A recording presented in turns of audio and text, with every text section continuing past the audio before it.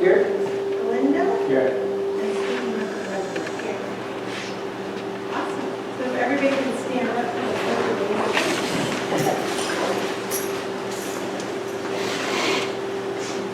I pledge allegiance to the flag of the United States of America and to the republic for which it stands, one nation, under God, indivisible, with liberty and justice for all.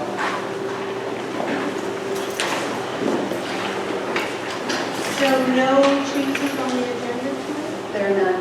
Great. So I have a motion to approve tonight's agenda. So moved. Second. All in favor? Aye. Aye. Our district mission statement, we are a collaborative, culturally rich, educational community where a rigorous and innovative curriculum prepares our students to be successful contributors to our global system. And tonight for recognitions, 4.1, the Board of Education recognizes students, employees, or members of the community who have received recognition for academic or athletic achievement or who have made significant contributions to any kind of district. Tonight, we are recognizing the Holy Assumption Monastery Sisters for their support of our elementary school.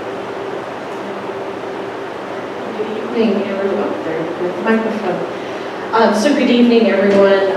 I am really excited to be honoring the nuns who are at the Holy Assumption Monastery. And I know I say this quite a few times every time we honor a group, but to me, when I think about the work that the sisters are doing for our school, it really does embody community, and it's very unique to Calistoga. For those of you who aren't familiar with where they reside, they happen to reside right on the same street that for many of our students who go to the Boys and Girls Club walk by Monday through Friday, and they are always reaching out, greeting them. They also sell fabulous cookies, which we got to have today. We really appreciated those. And what we have been doing and I don't know for how many years you've been working with students. I know we've been doing it for 3 years. We're working on setting up our groups now is on the Wednesdays when we have our students ending time at 1:30.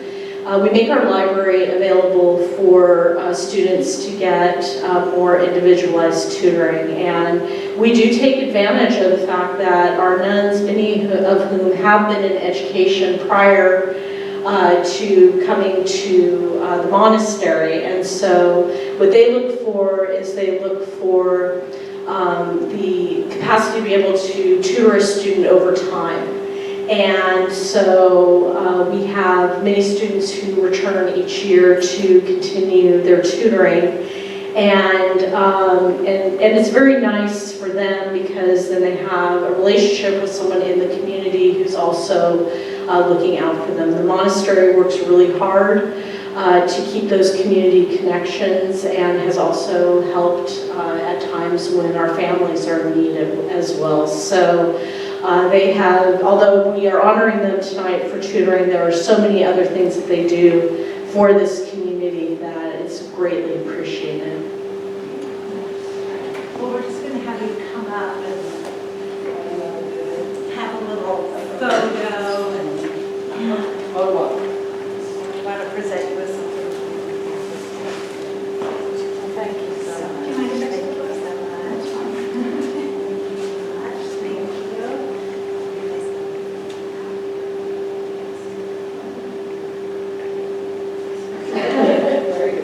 Are you want me to go?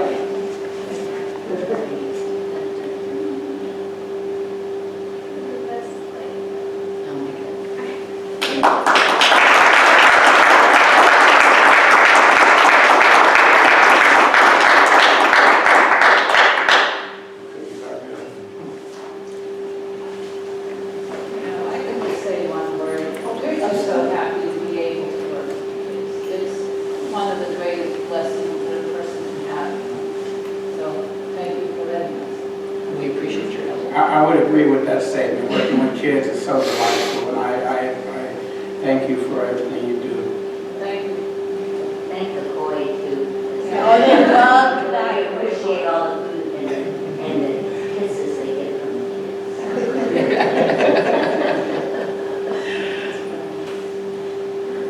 Well, you are, of course, welcome to stay for the entirety of our meeting, but we don't expect. Thank you for coming. Okay. All right. So tonight, 5.1, public business from the floor, non-agenda items. I don't think we have anything. Let's make our note of that. And 6.1, information discussion items, student achievement presentation.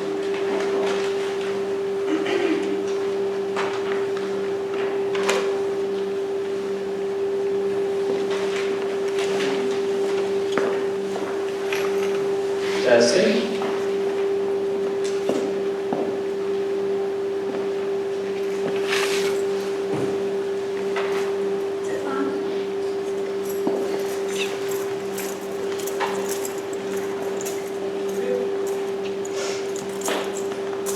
All right, good evening. So we'll present on our 2019 CASP data tonight. This was recently released. And as a reminder, when we say CASP, we're primarily talking about the SBAC test, which is a test given to students in grades 3 through 8 and 11 in English language arts and mathematics. It's recently been given in science. This is the first year where our scores will be calculated and released, though those will not be released until January 2020, so tonight we'll just look at ELA. And we can compare it a little bit with the dashboard. The California dashboard is a much more robust system of measurement for schools. And what we're going to look at tonight is that academic performance indicator, which is one of 6 indicators from the state on the dashboard.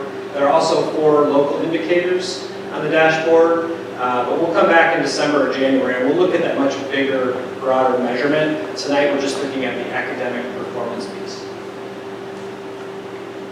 So is this on the CASP or is it on the dashboard?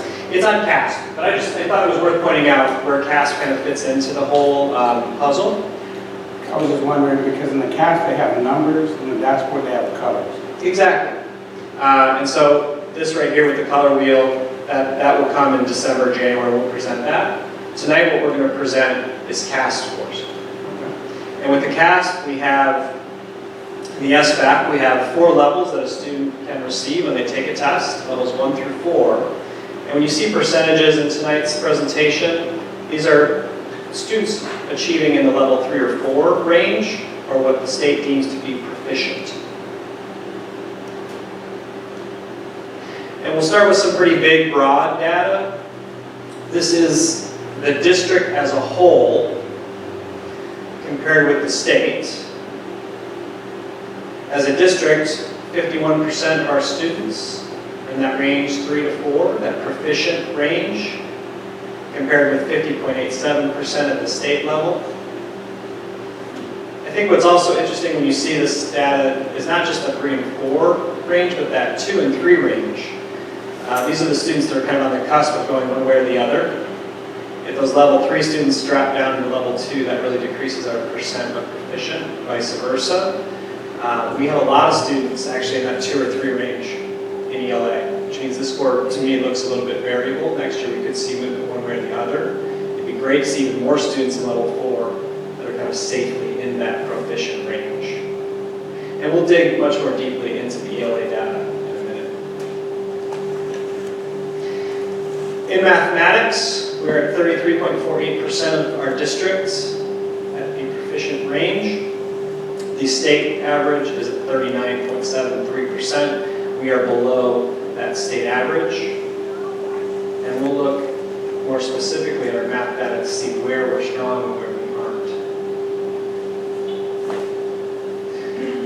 There's going to be a number of slides that look like this. One thing to see is we now have 5 years of CASP data, which is great. We're way into the CASP era from the STAR test, so we can really get a good view as to where our progress is. And we put those lines in there. This is the California average, the Napa County average. It just gives us a benchmark, some context for the data. And what you see for ELA in grades 3 through 6, you see 20% of growth over those 5 years, 12% of growth from last year. And I don't think, this is one slide, I don't think you can overstate how impressive that is to have that level of growth over 5 years, but even that 1 year, 12% of growth in 1 year at ELA. And I think it's a credit to teachers at the elementary school, to the paraprofessionals at the elementary school, and most certainly to the leadership. That's 3 years of steady growth, 5 years of steady growth, big growth in this last year. In mathematics, when we looked at this last year, we said we had this very small steady growth, which is satisfactory. But what we see in 2019, last year, we see this big jump in scores. And whatever work that's happening at the elementary school, that foundation that they've laid, really paid dividends. 11% over 5 years, but 8% growth in 1 year from last year. Again, a credit to the staff, classified, certificated, most certainly a credit to the work that's being done by the administrators and the instructional leadership that they're showing.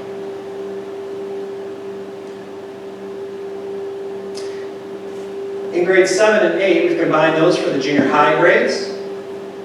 And if you look at their scores in ELA, we took a step backwards by 7 percentage points last year, which is significant. Drops us below the state and county average. I do think if you look at the overall trend of 5 years, you do see a pretty steady slope. So maybe 2018 is an anomaly. We do like to see continual growth over 5 years, but it's concerning to see backwards growth. This is data we'll be monitoring next year. We'll come back and see where this goes. These are our scores in mathematics in 7 and 8. So we went backwards by 4 points last year, and this is the 4th year of declining scores. This is concerning, and I think it's concerning even more so because last year we added quite a bit of resources to this work. We added 1.0, we added a full-time teacher to the math department to decrease class sizes and to allow us to offer intervention classes. I think there was hope that these scores would really go up this year, because that was quite an investment. They didn't, they went the other way. And so I think that this is a concerning slide to look at, and I think it's a call to action for us that this deserves our full attention and resources.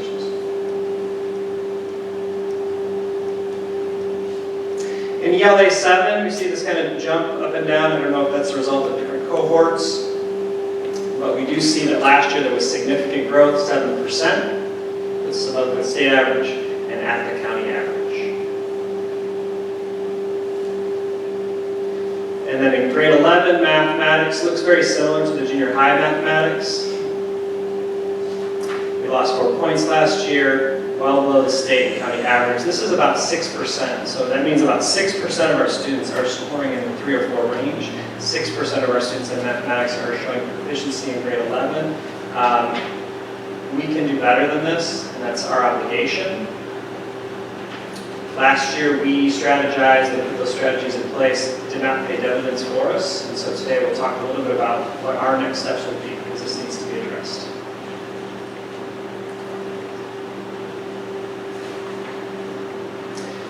A little bit on subgroup performance. We look at this really to look at achievement gaps, differences in how subgroups are performing. This first slide compares our district to the county to the state. And what you see is, you see quite a bit of consistency. White students outperforming Hispanic students, the all-student group outperforming special education. This concept of achievement gaps is prevalent and frustrating. Where I do see some strengths for us, our special education students, English learners, white students are performing quite strong compared to the county and the state. If you look at our groups over time, this shows 3 years of pattern of 3 years of our subgroups, our significant subgroups. And what you see is that every significant subgroup in our district has made growth over a 3-year period, with substantial growth last year with special education, English learners, Hispanic students, socioeconomic disadvantaged students. A lot of this which you can kind of gather from the other slides. A lot of this is buoyed this year by the strong performance of the elementary school. But district-wide, we can say that 3 years of growth in every subgroup. What are the numbers at the bottom symbolize? Those are percent proficient. Proficiency percentage? Yeah, it's that level 3 and 4 group. That's interesting. And if we take that same exact data and kind of flip it around a little bit, this is interesting to say that every subgroup in our district is making growth.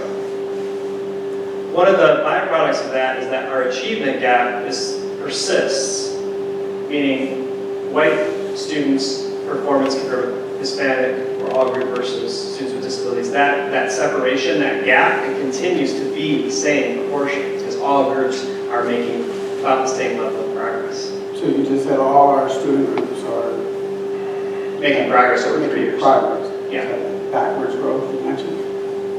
This is just all our scores as a whole. Oh, okay. If you take the whole district scores as a whole on all our tests. Yeah, not the breaking up, like the junior high math. This is just all our scores on all our tests. Oh, Yeah. So yes, they're all making growth over 3 years. The result of that is that our achievement gap kind of consistently stays at where it's at. Some areas for growth, or excuse me, areas of strength. Our Calistoga Elementary School was strong across the board. ELA, mathematics, we could pull that data apart in different ways for the subgroups. The elementary school scores are extremely strong. They've been strong over the last 3 years. High school growth in ELA, strong subgroup achievement for our students with disabilities, English learners, and white students. 3-year growth for all key subgroups. Our areas for growth, the data is pretty clear. It's pretty easy to look at the charts. And they're pretty accessible. It stays in pretty accessible to the public to look at their website. And if you look at it, it's transparent. Our achievement in mathematics for the junior and senior high school is an area for growth. That persistent achievement gap is something we need to not accept, to figure out how we're going to raise the achievement of all students. And then that junior high ELA score that went down this year, I think that's something we monitor. I want to look at some new actions. These are new actions as of this year. The UC Davis Math Project, which is a gathering of K-12 teachers, articulation across the district, and planning multiple times a year. Professional development that's happening at the elementary school in response to intervention and PLCs, professional learning communities. We expanded our training and restorative practices to the junior senior high school, as well as makeup trainings for any elementary staff who might have missed last year's trainings. We've added paraprofessional staffing to support students at both sites. We will adopt a new local assessment this year, and this is a really important aspect to what we need to do. When you look at mathematics, those scores that are alarming, if you were to look at our local assessment, which is math inventory, that we give 3 times a year, if you looked at those assessments, our students made growth in every single grade at the junior senior high school levels, 7th through 12th grade. Every grade level made growth on the math inventory. And so when teachers are looking at that, it feels good. Our students are making growth. And then we get this SBAC, this big summative score that comes out a month later, and we have this big dip. So what does that tell us? It tells us that the skills that are being tested by our local assessment math inventory are not the same skills being tested by the SBAC. So that's not helpful. It doesn't help our teachers to have a local assessment that's not testing the same things as the SBAC. I would agree with that statement. You could also add the SAT and the ACT to that list. Correct. And so we have the data leadership team that's looking at various other options. Technology committee will also look at it from a different lens. Math inventory and reading inventory they're older tests that test older skills. In mathematics, they primarily are testing computation of equations. That's not what the SBAC tests. SBAC is language rich, it's complex, it's testing problem solving, not can you complete a formula. And so this is an issue for us. We know it, and we will adopt a new local assessment this year. Professional development in bias and culturally responsive instruction. I'll report back over the coming months. I think we have identified a partner excited about this work. It's going to be hard work. It's going to be multi-year work. It is not a panacea, but it is a part of our strategies moving forward to understand our own bias as it relates to what we bring to the table, how to make sure our students are represented in the curriculum they see. This is a big part of the work that has not been addressed, that needs to be. Additional summer school offerings. We've talked here about how the rising ninth graders just historically have not been programmed into summer school. That will happen. It'll happen via Aim High, and Aim High in and of itself will be a new format for summer school. Comprehensive and sustained external support for our junior senior high school math program. I think the scores are such, yeah. So Aim High is going to take over our summer school program? I think it will be a blend, but Aim High will be a part of how we serve our students during the summer. It's a supplemental program, Mark. It will be. Has that been approved yet? They'll be coming to the board, I think, in January. It's presumptuous, obviously. Maybe I should have said proposed. Thank you. Yeah. But Mark, I think this, regardless of Aim High, I think the point about rising ninth graders being included in summer school, I think is something we can safely say would be accomplished.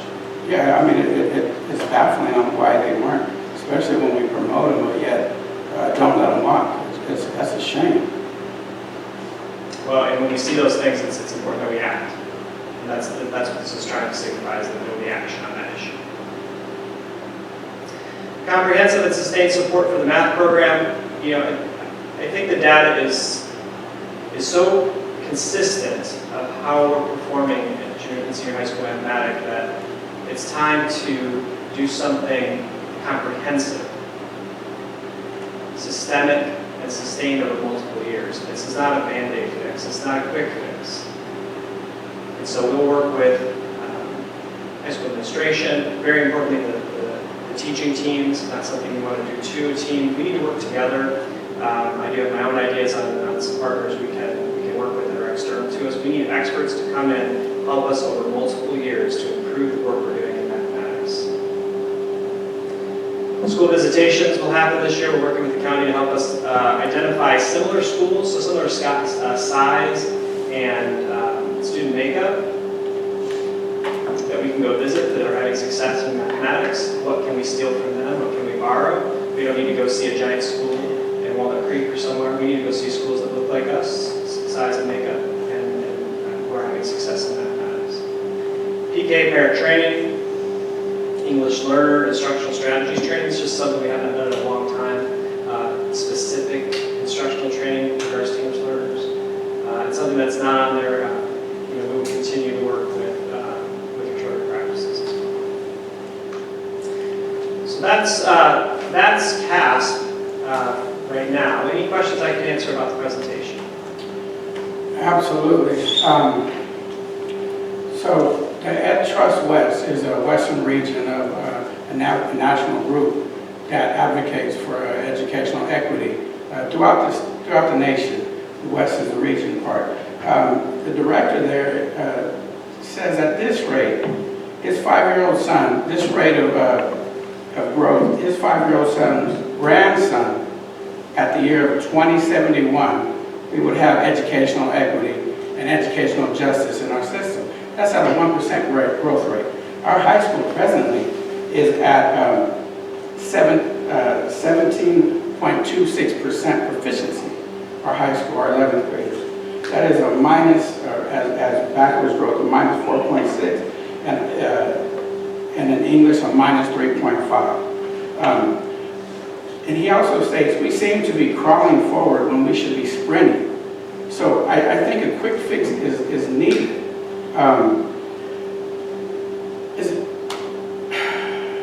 These numbers are shocking. When you look at the ethnic breakdown, it's not only shocking, it's disturbing, and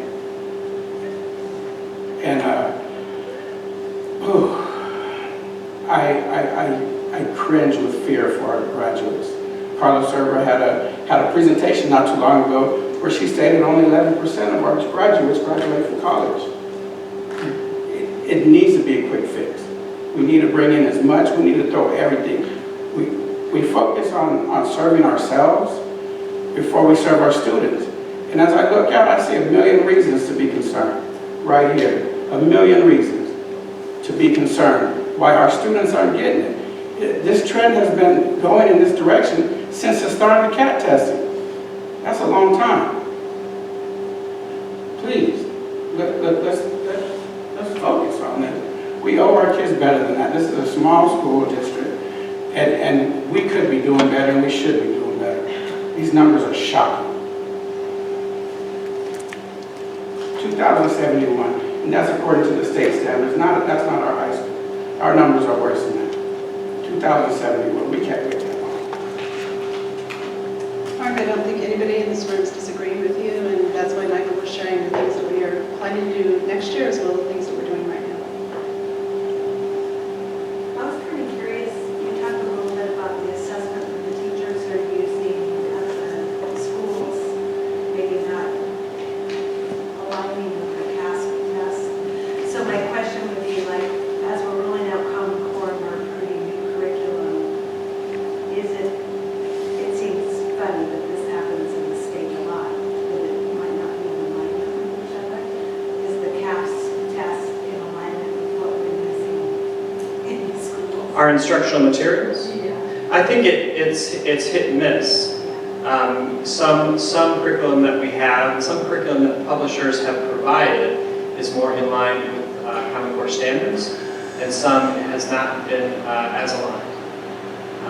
And then curriculum is a little bit separate from our local assessment.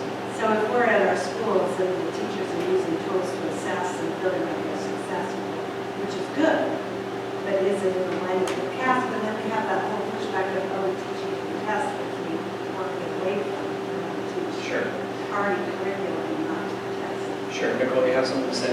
Well, I was going to say that for the elementary school, when we first started to do the transition 4 years ago, and I think I came on as vice principal, we adopted the English language arts curriculum.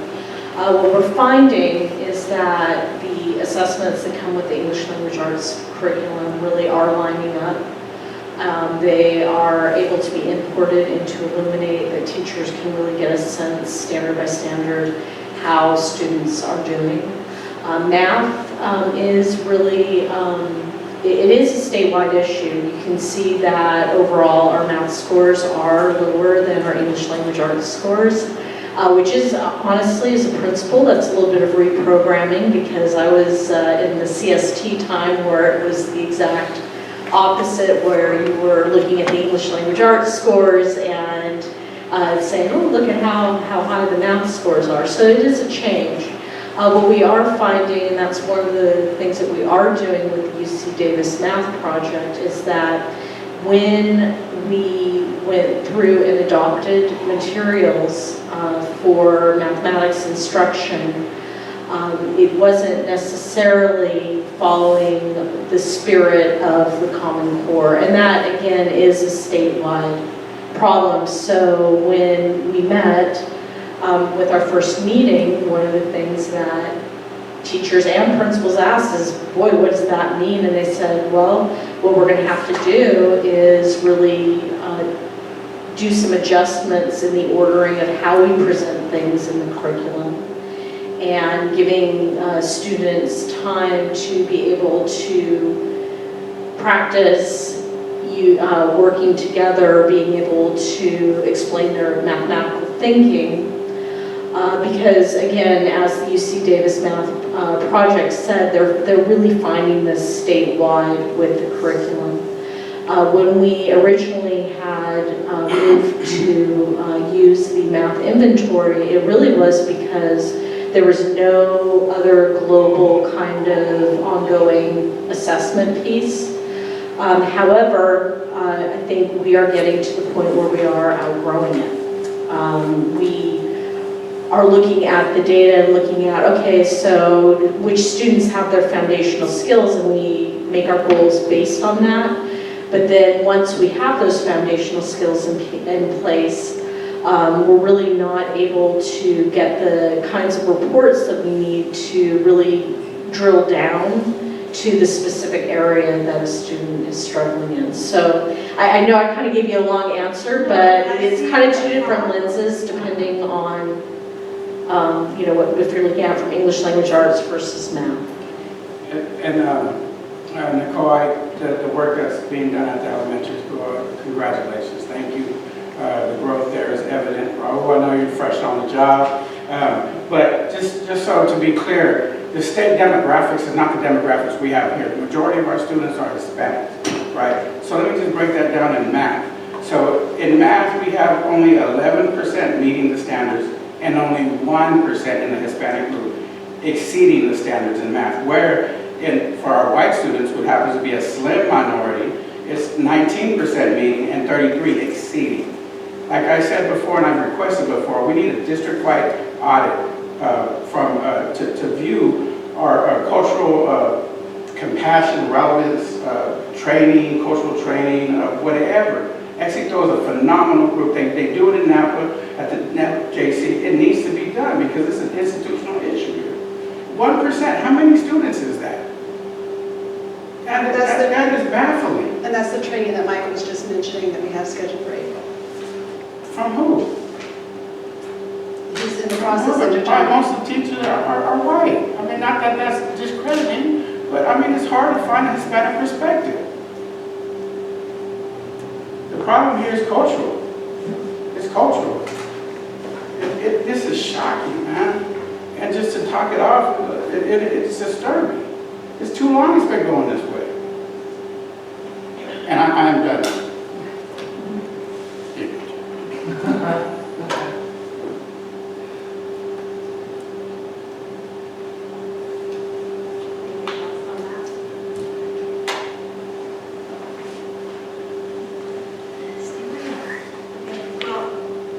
We'll continue to see all the efforts, and I think it's a whole lot of different efforts.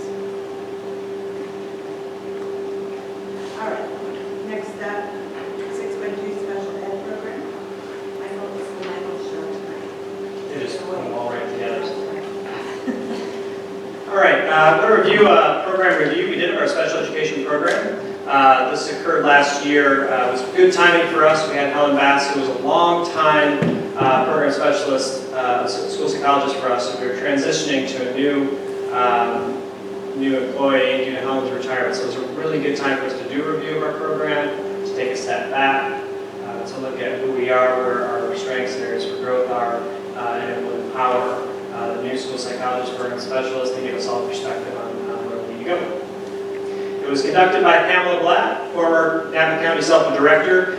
She was the perfect person for this. Being the former SELPA director, she already had really good knowledge of our program and our program's history. And she had built, I think, rapport, respect with our staff members, which is important. Anytime you bring someone from the outside in to look at your program, there's some vulnerability there, and I think she had the relationships necessary to do this successfully. Through January, April of 2019, she conducted interviews with staff and administrators. She did IEP and SACE file review, basically looking at documents and looking at student files, and an overall data analysis of our special education data. And one of the probably most impactful pieces of this was her recommendations for what we can do next, what we can do better to improve our program. And I'll walk through them with you here. The first was to attend the SELPA Transition Committee.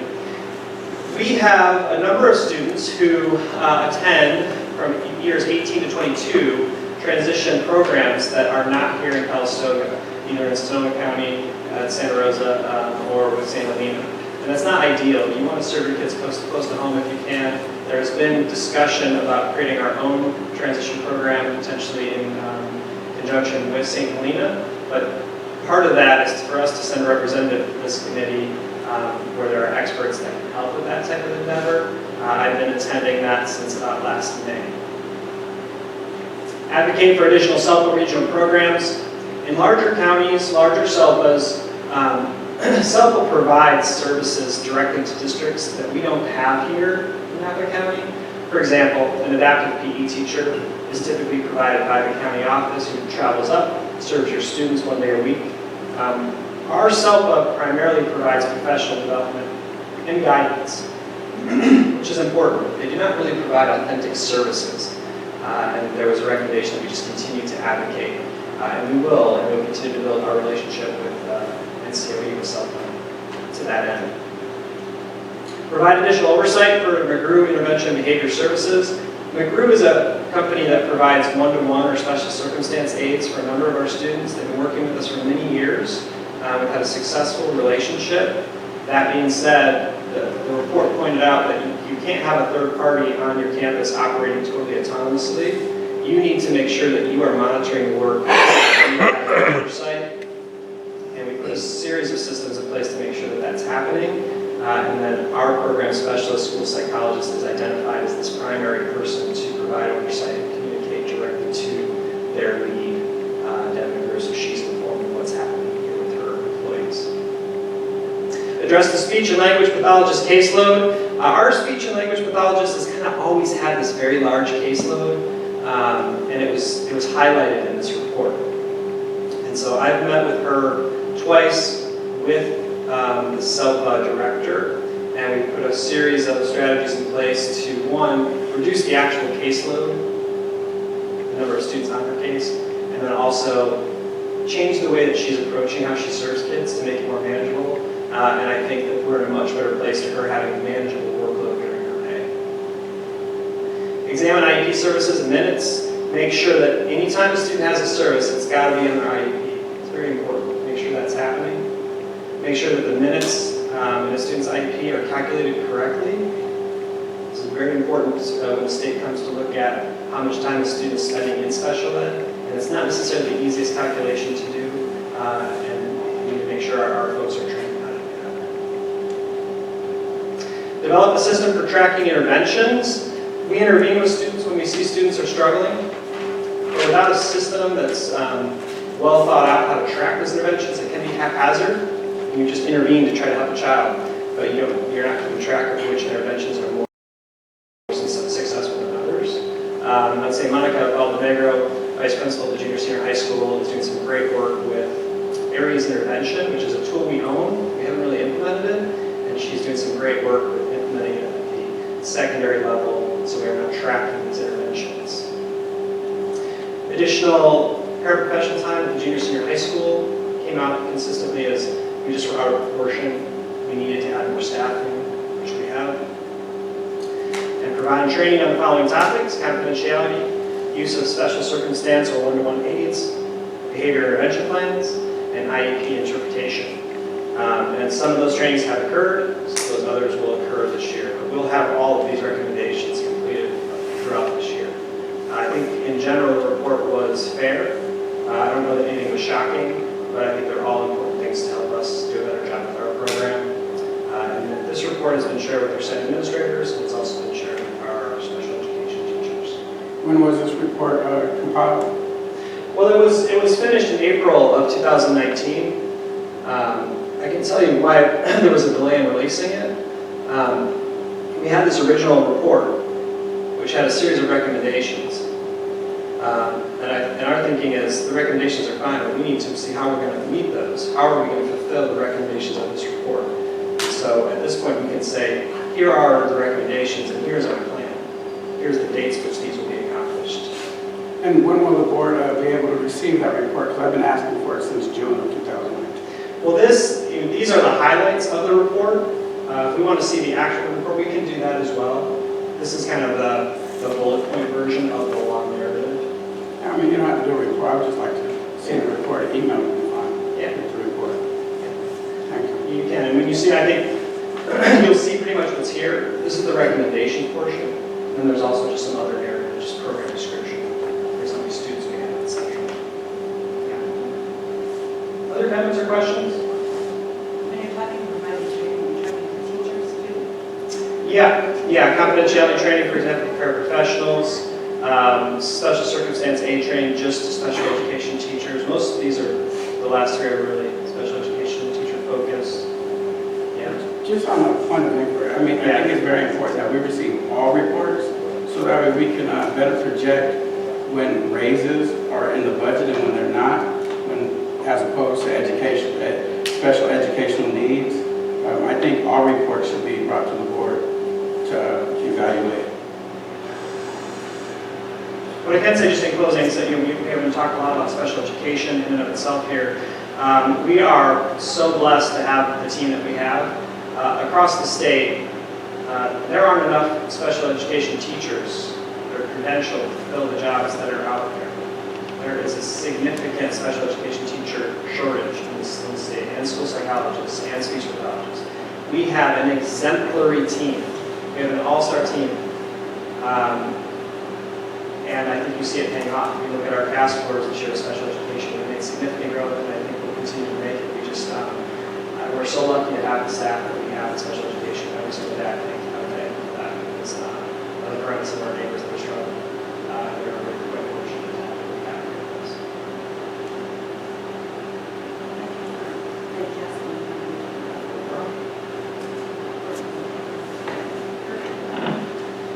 Okay, anybody else? 6.3, proposed 2024 revenue dates. I think we're changing some things up. Yeah, all the dates are scheduled for Monday nights, but we had to veer a little bit from the first Monday of the month just based on school holidays or CSBA attendance. Sometimes we had to look at county office deadlines. So these are my suggestions, but this is just for you to look at and discuss tonight. They will not be approved, of course, until the December meeting. So why don't you board members look at everything and see if there's anything that seems out of on this place? Huh? I think probably fine. So we'll just wait and see. Checks in with you. Okay, the only one that we cannot change would be the December 14th change for date just because of the new law.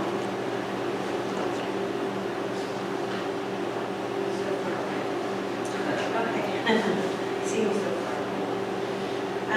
Okay, 7.1, reports. I know that you guys got a little past this meeting, but you're just going to give us a quick oral report.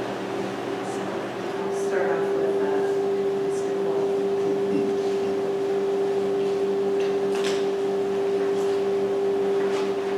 So I have a few items to report on.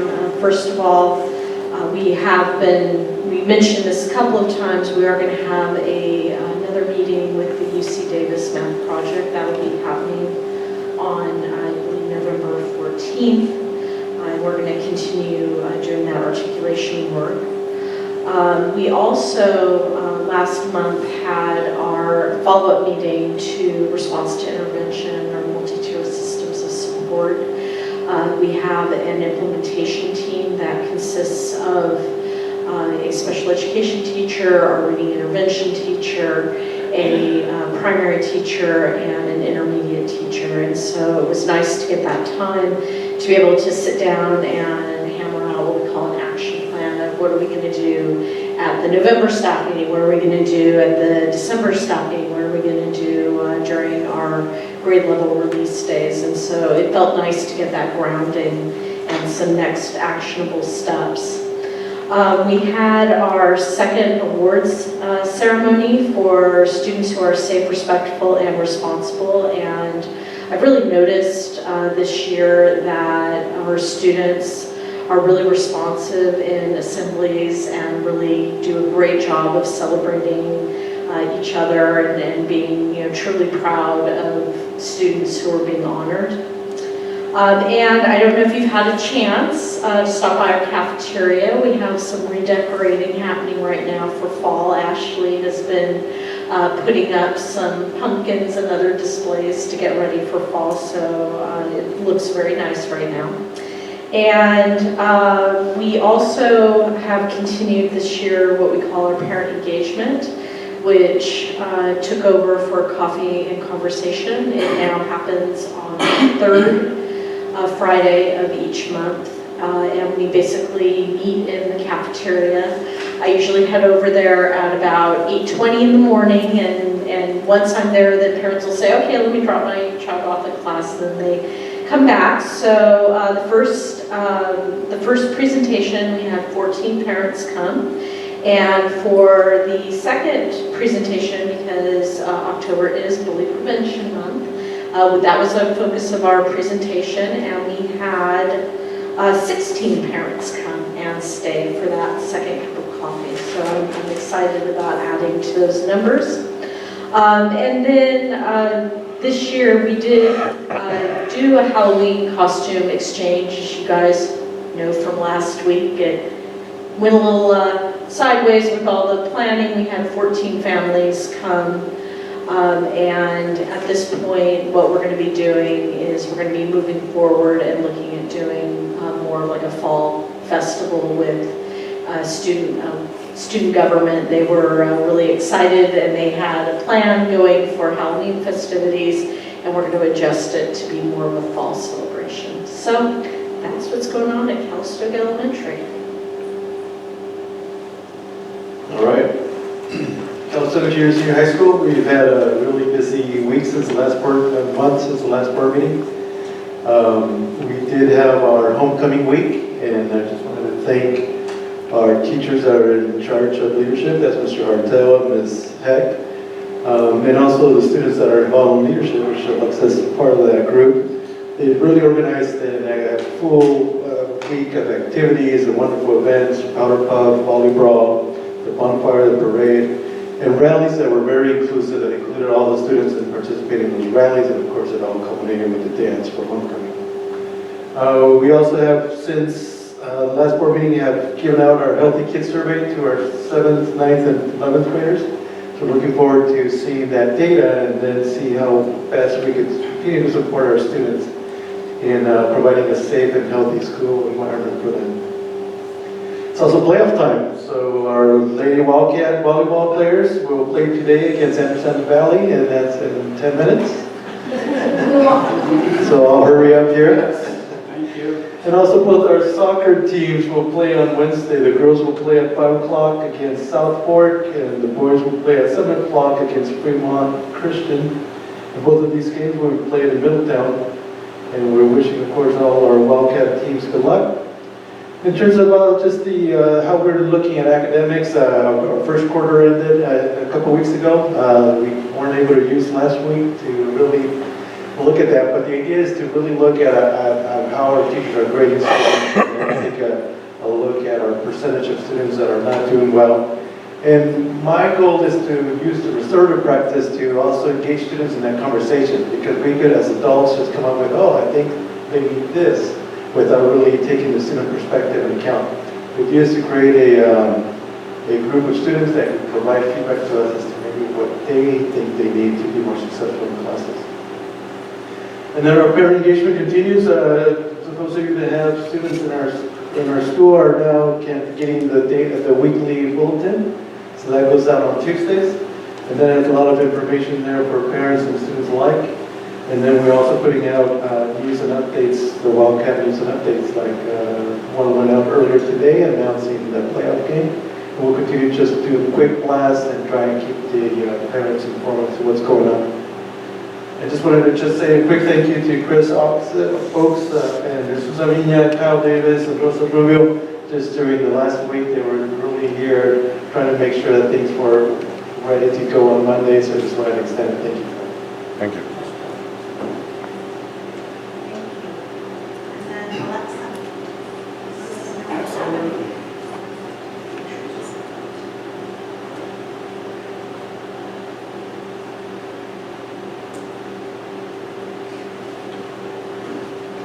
Good evening, everyone. Many students and parents would like to thank you for your collective decision of canceling school this past week. When the Kincaid fire first started, it brought back many traumatic memories from the Tubbs Lake fire.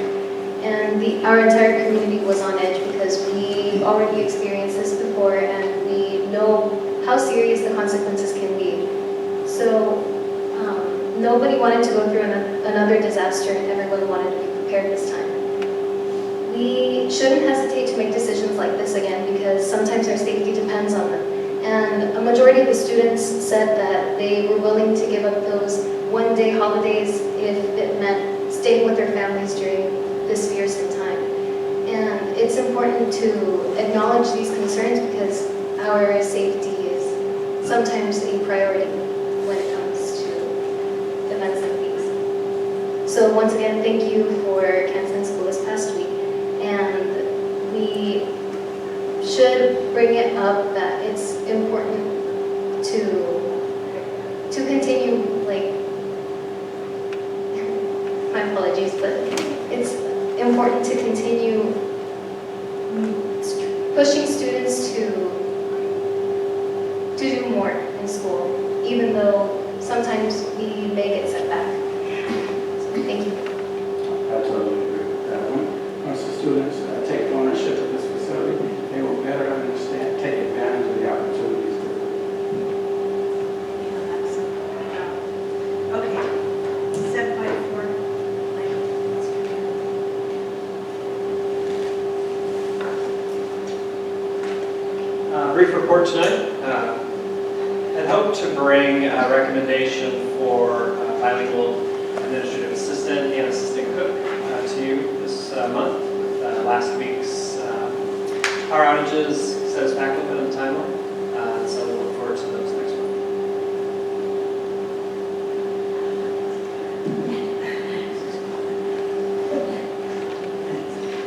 Good evening. I just have a couple of quick things as well. Auditors were here on October 14th and 15th. They went through all of the district's financial records for the 2018-19 year. It went very well. We will have no findings for 2018-19, so that's great. We are going to have an administrative review for cafeteria for this fiscal year, and someone from the state will be coming out around March 24th and 25th. They're going to actually pick a site. We don't know what site it will be yet. After we submit our October claim, they will give us the site. We're going to actually go out and evaluate. They go out and watch breakfast. They go out and watch lunch. They make sure they see what the cooks are doing in the kitchen. They actually watch the serving line, and they make sure the kids are getting what they're supposed to be getting when they're getting served. That happens on the 24th and 25th of March. And then on May 12th, there will be someone else coming from California Department of Ed to do the actual administrative part of the review. And they come on the 12th and they leave when they're done. So we don't have a finish date. If it takes them 3 days, they're out of here in 3 days. If it takes them 10, they're here for 10. So we just look forward to that in May. Rosa Rubio, our food service director, is doing a great job. She's already preparing for it and getting as much together as she can to be ready for that review.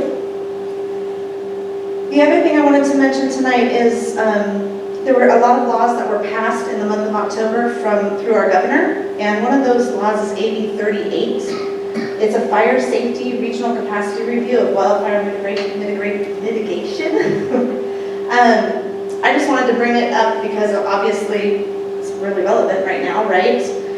This bill is going to require that on or before January 1st, 2021, the California Office of Emergency Services enters into a JPA with the Department of Forestry and Fire Protection to administer a comprehensive wildfire mitigation and assistance program to encourage cost-effective structure hardening and facilitate vegetation management contingent upon appropriation by the legislature. Meaning that there needs to come up with a plan of people's properties that we're going to start protecting ourselves a little bit more from wildfire as much as we can. It also requires that sellers of any real property located in a high or very high fire hazard severity zone have to provide a disclosure to the buyer when they are selling with information relating to the fire hardening improvements they have made on their property. So I think that's a pretty big change for people that are going to be selling properties as to what the law currently is. We don't have to disclose anything, and obviously Calistoga will be more than likely in that high fire hazard area. That's all I have tonight. Maureen, do you expect that that will have a negative impact on the property tax valuations? That is probably yet to come. I don't know. I mean, I really haven't even really thought about that. I could see that you might have a little bit more difficulty selling your property. So that would mean that property values could actually decline because of that. But it's something to really keep an eye out for when that law doesn't take effect. It's January 2021, so I'm assuming it'll be a little while before we'll see something like that if we do.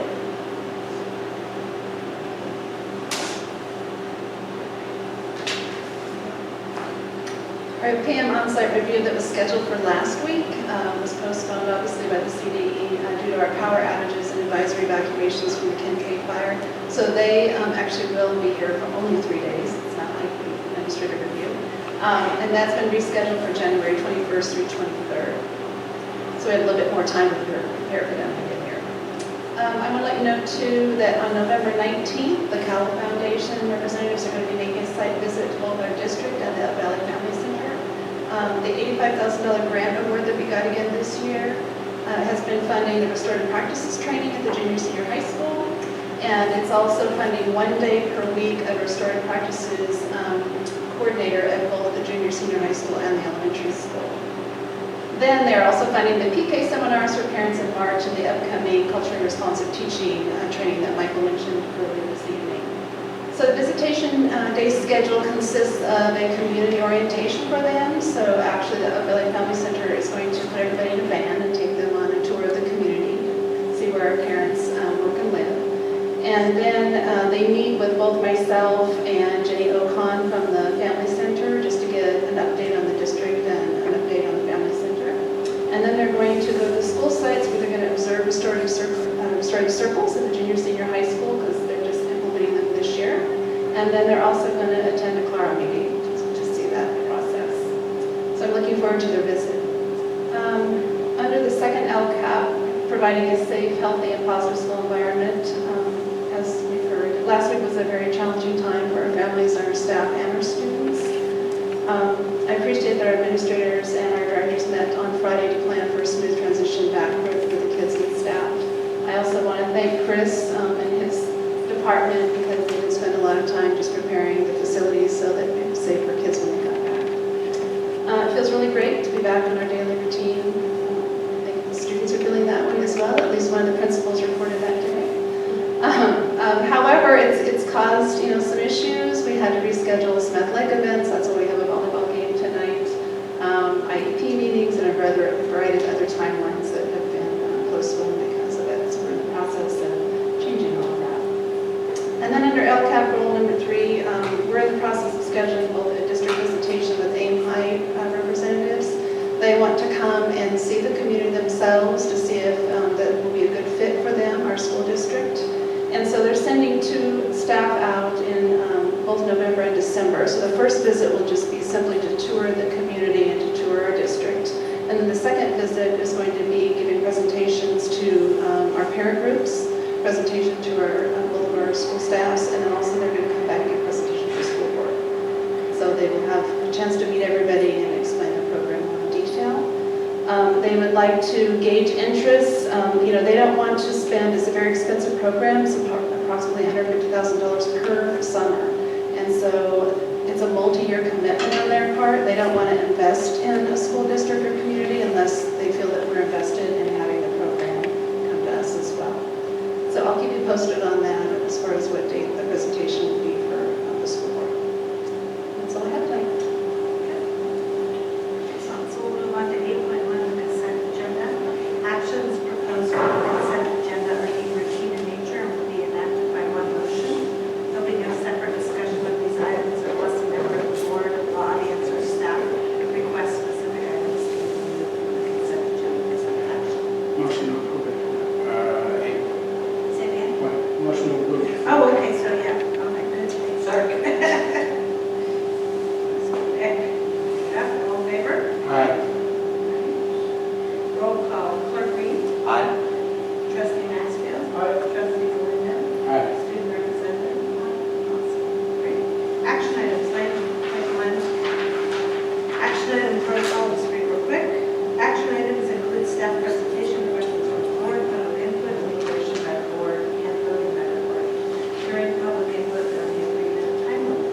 So 9.2, resolution 19-2005, change in regular board meeting dates. Because the governor just passed this new law, AB 2449, that states that the district's organizational meeting has to occur after the second Friday of the month. Before it was the December. That obviously conflicts with our current date of December 9th, so we would need to push it to December 16th.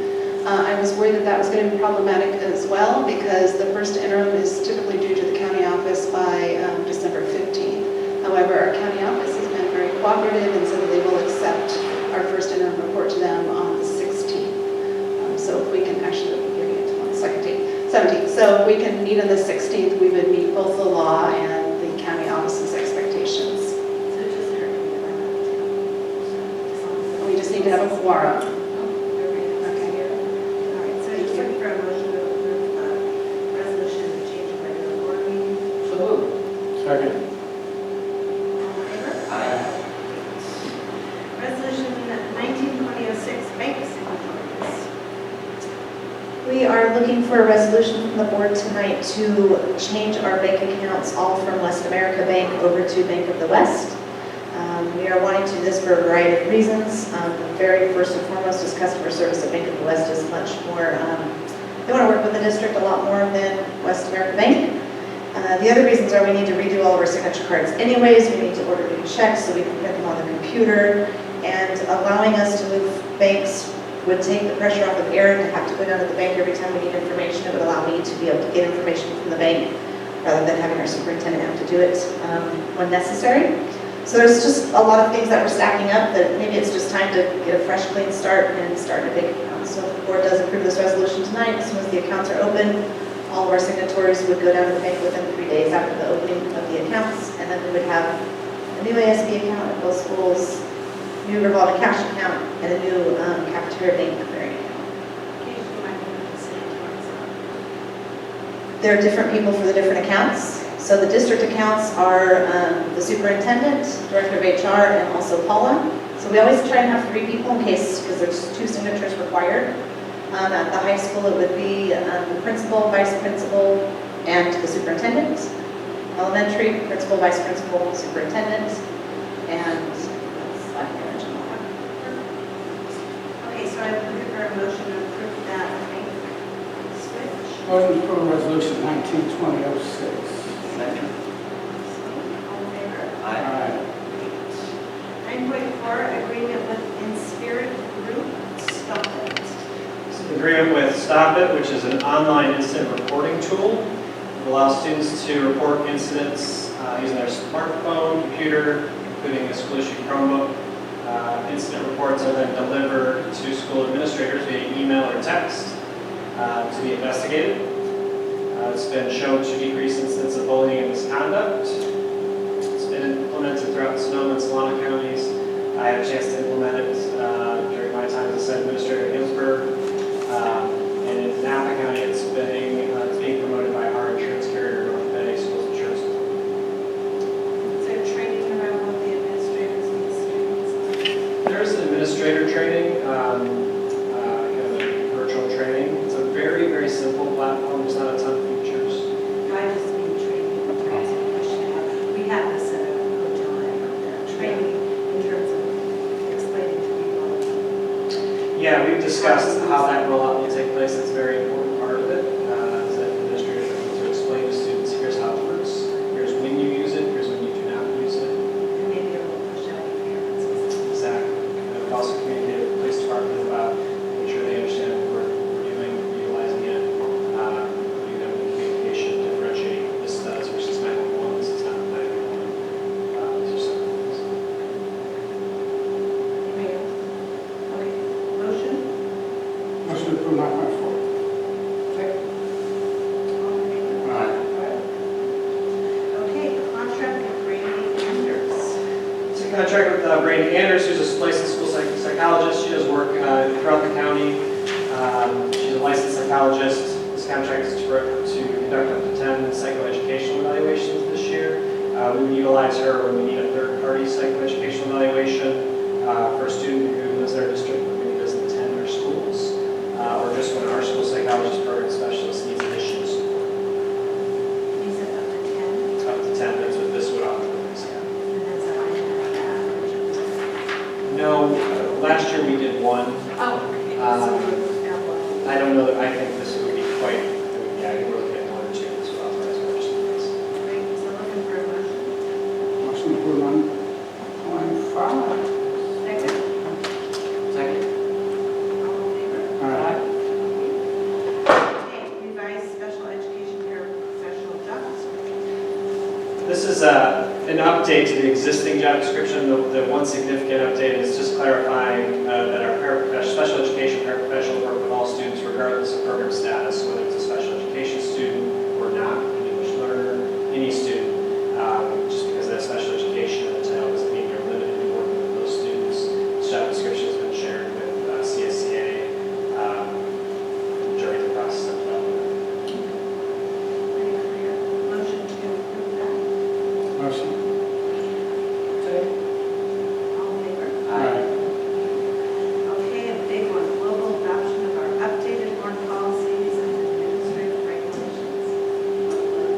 action item is long time coming and represents the work of many people, including our board, our administrators, and obviously the district office staff.